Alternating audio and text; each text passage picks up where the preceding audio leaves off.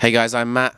And I'm Dan, we're from You Me at 6. And you're watching Artisan News. I hate to break it to you, but you're just a lonely star. I try to bring you down, but a level isn't... You Me at 6 played the sold-out Webster Hall as part of a co-headlining tour with the Swellers on Sunday, January 29th, and they're supporting their new album, Sinners Never Sleep. The disc was released on January 24th, and the band is touring through the U.S. through February 14th. The UK band is on the verge of a breakthrough, having taken the Best British Band honor at the 2011 Kerrang Awards last year. The highlight for many on Sinners Never Sleep might be the appearance of vocalist Ali Sykes of Bring Me the Horizon, who lends his talents to the track Bite My Tongue.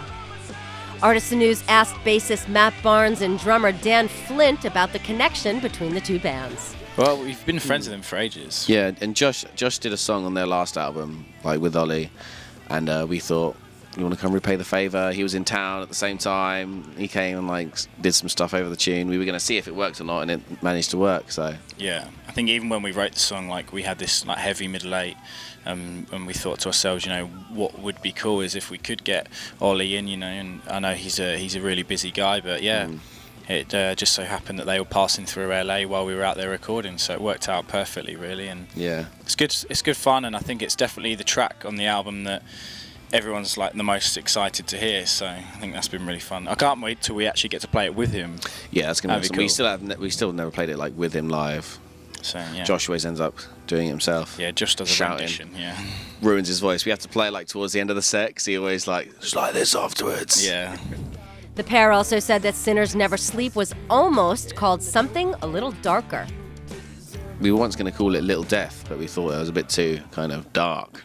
Well, the reason we were calling it Little Death was because it means something quite interesting in French. Yeah, you guys should Google it. And we just thought it was kind of a cool play on words, but then we were asking people, what do you think of this? And they were saying, it sounds like my kid's going to die and stuff. So we were like, maybe I was never a massive fan of it being called Little Death. It's something that men and women do when they're very close to one another to signify it's in French. Basically, we'll just tell them it means orgasm in French, and we just thought that was pretty cool because although it's kind of a dark sounding name, it's got something that's quite playful and light-hearted. So we thought it was pretty funny as well. Yeah, we thought it was hilarious that we would know that our album meant orgasm when actually everyone else thought it was Little Death. But in the end we went for but we still got a song called Little Death though, which is pretty cool. So They also said they knew the momentum was building when the import of Sinners Never Sleep, which was released last year in the UK, was fetching big money in the US.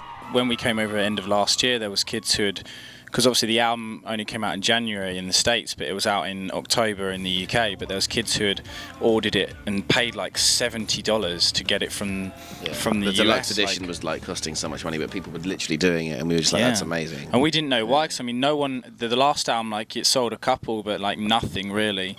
But then this one already is just having a really big buzz. I think it's to do with the internet. I think the whole Ollie Sykes thing's helped us out a lot.